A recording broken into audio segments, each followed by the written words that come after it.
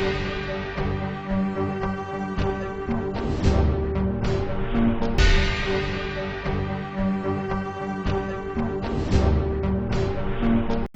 Vindhya times में आपका स्वागत है और आपके साथ मैं श्रेया। आज की बुलेटिन की खबरों के साथ हाजिर हुए हैं। पहली खबर की बात करते हैं। पिछले एक दशक से अधिक समय से रीवा में विकास कार्य चल रहा है। निसंदेह विकास हो भी रहा है, लेकिन शहर का एक ऐसा विकास कि लोग पैदल नहीं चल पा रहे हैं। शहर का विकास फजीहत बन गया है।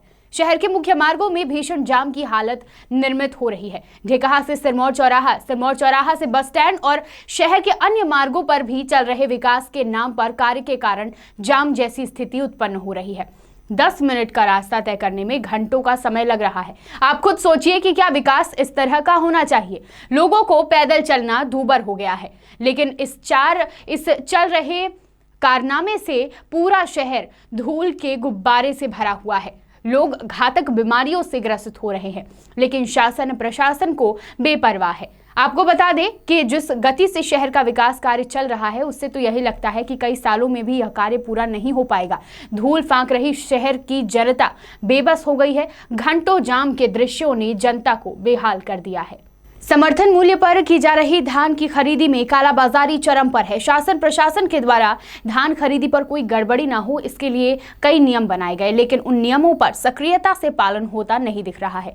दूर दराज से आए किसानों को कठिनाइयों का सामना करना पड़ रहा है। लिहाजा धान खरीदी केंद्र पर पहुंचे किसानों ने जानकारी देते हुए बताया कि समर्थन मूल्य पर धान की खरीदी में दलालों को रुपया दिया जाता है। जानकारी के अनुसार 16 नवंबर से शुरू हुई धान की खरीदी में लगातार शासन प्रशासन के द्वारा इस कालाबाजारी को रोकने के लिए प्रयास किया जा रहा है। जो जानकारी मिल रही है, जिले भर में खरीदी केंद्र बनाए गए। इसके लिए मुख्यमंत्री शिवराज सिंह चौहान के द्वारा अधिकारियों की बैठक लेकर किसानों को कोई परेशानी ना हो, इसके लिए विधिवत आदेश भी दिया गया, लेकिन परेशानी अभी भी किसानों को हो रही है। हमारा नाम है रमा शुक्ला, ग्राम जेरुका। यहाँ आए हैं, कब आए हैं और कब से? नहीं, मेरा मैसेज था सर 4 तारीख को, मैं आज लेकर आया। मेरी टाली में काम चालू है। क्या रेट से धान ली जा रही है? 1868 रुपये समर्थन मूल्य पर। जो मैसेज आया था उसी नंबर के अनुसार उसी नंबर से कोई समस्या नहीं है। कितनी धान आप बेच चुके हैं? लगभग मैं शुरुआती किया हूँ सर, 180 कुंटल लगभग मेरा है। यहाँ पर प्रबंधन से के द्वारा पूरा सहायता दी जा रही है? पूरी सहायता, कोई परेशानी नहीं। कोई परेशानी नहीं। पैसा अकाउंट में आएगा कि किसके? अकाउंट में आएगा। कितनी धान खरीदी हो चुकी है? अभी तक 67,439 मेट्रिक टन खरीदी हो चुकी है कल शाम तक में।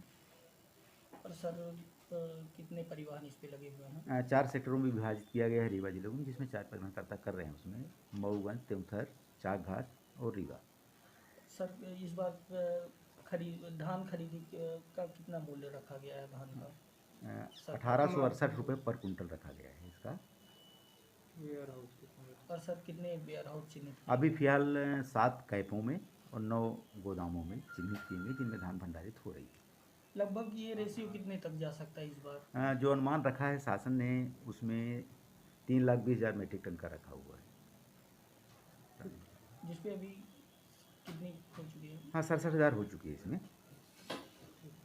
शहर में स्थित लक्ष्मण बाग गौशाला गायों के लिए पर्याय बना हुआ है। यहाँ पर लगभग 589 गायें हैं, जिनमें से 60 गायों का दूध बाजार में बेचा जाता है। आपको बता दें कि यहाँ पर गायों की पूरी तरह से अच्छी व्यवस्था की गई। ठंड से बचाने के लिए उन्हें आग की भी व्यवस्था की गई, जिससे गायों को किसी भी प्रकार की असुविधा ना हो। गायों के रखरखाव के लिए लगातार वरिष्ठ अधिकारियों के द्वारा लगातार भ्रमण किया जाता है और उनके सुरक्षा की व्यवस्था भी की जाती है। जानकारी के अनुसार यहाँ गायों को भोजन के लिए वशीन, चारा, भूसा आदि की उत्तम व्यवस्था है, जिससे उन्हें समय समय पर भोजन भी मुहैया कराया जा सके। आपको बता दें कि यहाँ पर चिकित्सक भी समय समय पर राउंड करते रहते हैं और गायों की देखरेख करते हैं। गायों की देखभाल कर रहे अंकित मिश्रा ने जानकारी देते हुए बताया कि क्षेत्र की जितनी भी गायें हैं जो आवारा घूम रही हैं, उन्हें यहाँ लाकर उनकी सुचारू रूप से व्यवस्था की जाती है। समय समय पर उनका उपचार किया जाता है।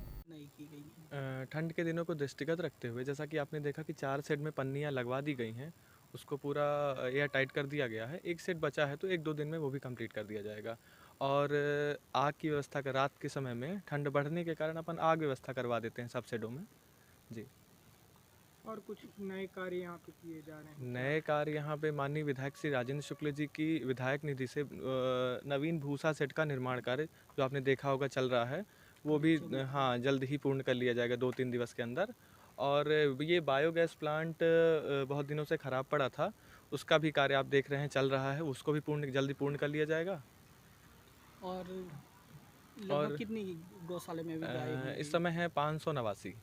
और कितने वर्कर इस पे सेवा के लिए इस लगे समय हैं? है 14 कर्मचारी कार्यरत हैं जी। और डॉक्टरों की टीम कितनी की वेटनरी कॉलेज से भी आते हैं, संभागीय अस्पताल से भी आते हैं डॉक्टर, और यहाँ पे 3 लोगों की टीम भी है वेटनरी डॉक्टरों की जी। खाने पीने की क्या व्यवस्था है? खाने के लिए बरसीम बुवा दी गई है, भूसा है, चारा है जी।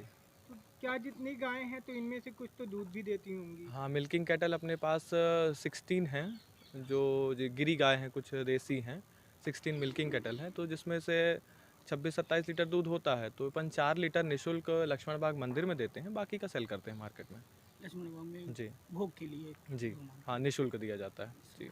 अभी तत्कालीन ये 100 बाई 100 का ये सेट बना है, बेस इसको माननीय मंत्री जी ने बनवाया था। गाय बरसात में खड़ी होती थी तो यहाँ कीचड़ होता था, जिसका ये चबूतरा बन जाने से अब कीचड़ नहीं होगी जी। ये माननीय मंत्री जी के सहयोग से बना है जी। अच्छा, तो अभी ऐसा कुछ समझ में आ रहा है आपको कि और कुछ अच्छी व्यवस्था हो और जाए भी किसी कुछ को नया लेकर? होना चाहिए इस पे, कुछ नया कुछ हो? ऐड होना चाहिए। अब गौशाला हाईटेक करनी चाहिए, अपन धीरे धीरे कोशिश में है, पूरी कर लेंगे इसको। तो देखा जा रहा कई आवारा पशु शहर में घूमते रहते, तो उनको यहाँ लाने के लिए क्या किस तरह की व्यवस्था की गई है? नगर निगम वाहन चलता है, उससे नगर निगम वाले यहाँ छोड़ जाते हैं गोवंश। अपनी जितनी कैपेसिटी अपन लेते हैं, बेसिकली तो अपन एक्सीडेंट वाले दूर दूर से जो जानवर आते हैं शहर में, जिनका एक्सीडेंट हुआ, एकमात्र स्थान उनको लक्ष्मण बाग गौशाला में ही लाया जाता है क्या अच्छा, नाम जो है? भी घायल हो जाती हैं गायें, जी। उनको पूरे यहाँ शहर नहीं में लाया दूर दूर से कहीं भी घायल होती हैं, वो अपनी गौशाला में ही आती हैं। एडमिट करने का एकमात्र स्थान है लक्ष्मण बाग गौशाला जी। जाता। नाम और पद बता दीजिए। अंकित मिश्रा, मैनेजर हूँ मैं गौशाला का। शासकीय ठाकुर रणबत सिंह महाविद्यालय में लगातार ईओडब्ल्यू की टीम द्वारा वित्तीय अनियमितता से संबंधित मामले में आर्थिक अपराध ब्यूरो रीवा इकाई की टीम महाविद्यालय के दस्तावेजों को खंगालने में जुटी हुई है। जानकारी के अनुसार पिछले 10 सालों में हुए निर्माण व खरीदी के दस्तावेजों को भी ईओडब्ल्यू की टीम खंगाल रही है। इतना ही नहीं, पिछले 10 सालों में महाविद्यालय ने जितने भी निर्माण कार्य कराए हैं और कंप्यूटर आदि की खरीदी की है, उनके कैश मेमो, भुगतान आदि संबंधी कागजातों को भी ईओडब्ल्यू समेट रही है। गौरतलब है कि ईओडब्ल्यू भोपाल ने भ्रष्टाचार निवारण अधिनियम धारा एवं आईपीसी की धारा के तहत विगत माह एफआईआर दर्ज की है, साथ ही मामला विवेचना में लिया है। ईओडब्ल्यू रीवा के पास ये पूरा मामला भेज दिया गया। इस प्रकरण में टीआरएस के 3 पूर्व प्राचार्य समेत 19 शिक्षक व कर्मचारी के नाम दर्ज किए गए हैं, जिन पर 14 करोड़ 9 लाख जनभागीदारी मद के व्यय करने का आरोप है। बहरहाल, इस प्रकरण से संबंधित दस्तावेज जब्त करने के लिए ईओडब्ल्यू की टीम पिछले कई दिनों से महाविद्यालय में डटी हुई है और अभी इस संकलन कार्य में करीब 2 सप्ताह का समय और लगना संभावित है। टीआरएस कॉलेज में लगातार कागज खंगाले जा रहे हैं, अभी तक क्या नतीजे पहुंचे हैं? टीआरएस कॉलेज में तत्कालीन प्रिंसिपल श्री रामलला शुक्ला एवं 2 अन्य प्रिंसिपल एवं कुछ अन्य लोगों पे एफआईआर पंजीबद्ध हुई थी। उसमें टीआरएस कॉलेज से दस्तावेज जब्त किए जा रहे हैं। दस्तावेज काफ़ी मात्रा में हैं और जब जब्त हो जाएंगे तो उसका फिर अध्ययन किया जाएगा और तदनुसार अगली कार्रवाई की जाएगी। सर, लगभग कितने करोड़ का ये पूरा मामला है? जो एडिशनल डायरेक्टर उच्च शिक्षा द्वारा जो जांच की गई थी, उसमें प्रथम दृष्टया उन्होंने 14 करोड़ से ज़्यादा का घोटाला पाया था। अभी जो संभावना है इससे कई गुनी ज़्यादा इसमें घोटाला की संभावना है और दस्तावेज अभी पूरे जब प्राप्त हो जाएंगे तब अग्रिम कार्रवाई बताएंगे। कितने का आंकड़ा ये पहुंच सकता है? मैंने बताया कि इसमें 14 करोड़ का तो प्रथम दृष्टया इसमें एफआईआर में ही है, उससे कई गुना ज़्यादा भ्रष्टाचार इसमें संभावित है और दस्तावेज अभी प्राप्त किए जा रहे हैं। सर, कितने सदस्यीय टीम इस पे लगी हुई है? इसमें मुख्य विवेचक के साथ हमने 7 सदस्यीय टीम लगाई है, क्योंकि उसमें टाइपिस्ट की भी आवश्यकता है और उसमें जो है वो टीम लगातार काम कर रही है। बढ़ते हैं बुलेटिन की आखिरी खबर की ओर। स्टेडियम तिराहा से नीम चौराहा की ओर जाने वाले मार्ग पर गरीब तबके के लोगों की झुग्गियां लगातार बढ़ती जा रही हैं। सड़क के दोनों ओर झुग्गियां बनाकर डेरा जमाया गया है। जिस तरह यहां झुग्गियां तैयार हो रही हैं, उससे आने वाले दिनों में समस्या बढ़ सकती है। एक ओर जहां स्टेडियम की बाउंड्री से सटाकर झुग्गियां बनाई गई, तो दूसरी ओर मॉडल स्कूल और माध्यमिक शिक्षा मंडल के आवासीय परिसर में बाउंड्री से सटाकर यह झोपड़ियां बनाई गई हैं। यहां पर हादसों का हर समय डर बना रहता है। दिन भर में यहां गाड़ियों का आवक जावक लगा रहता है।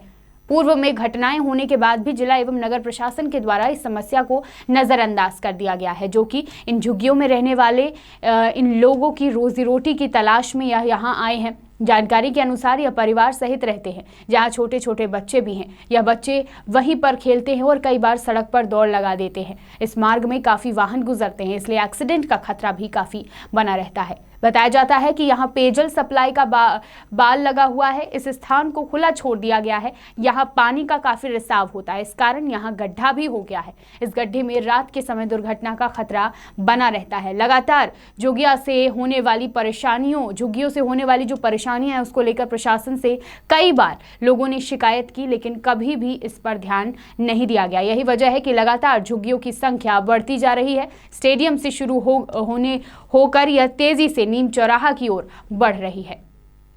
चना लुनिया। कितने सालों से यहाँ पे रह रही हैं? हम लोग यहाँ से 10 साल से रहते हैं। कितने परिवार हैं? हमारे परिवार 6 जने हैं। क्या जनता 3-4 से और ऐसा ना पूछ ले लड़का परिवार वैसे तो बहुत आदमी पे हजारों पड़े हैं। सरकार की तरफ से कोई मदद? कुछ भी नहीं है। राशन पानी की कुछ नहीं मिलता है। क्या करती हैं आप लोग यहाँ? मिट्टी खोदते हैं, बनी मजदूरी करते हैं। बच्चों का घर परिवार कैसे चल पा रहा है? कैसे नहीं चलता, ऐसे माटी मजदूरी करके खिला रहे हैं। पढ़ाई लिखाई किस तरह से? कुछ भी नहीं। हम लोग गरीब है तो क्या बीडी करवाए लड़का? बच्चे पढ़ने के लिए नहीं जाते? सरकारी में जाते हैं तो सरकारी की कमाई तो जानते क्यों पढ़ाई होती है। सब बंद है, शासन कुछ नहीं करता है। बड़े आदमी को सब कुछ दिया, हम लोग को क्या दिया? लड़का जो सरकारी में पढ़ते रहे वो बंद करा दिया। क्या पढ़ते हैं? अपन गाँव में भाग रहे हैं, खा रहे हैं, हो गया। रात में कई बड़े वाहन भी यहाँ से निकलते होंगे, एक्सीडेंट वगैरह होता रहता है। हाँ, वहाँ तो सब कुछ होता है।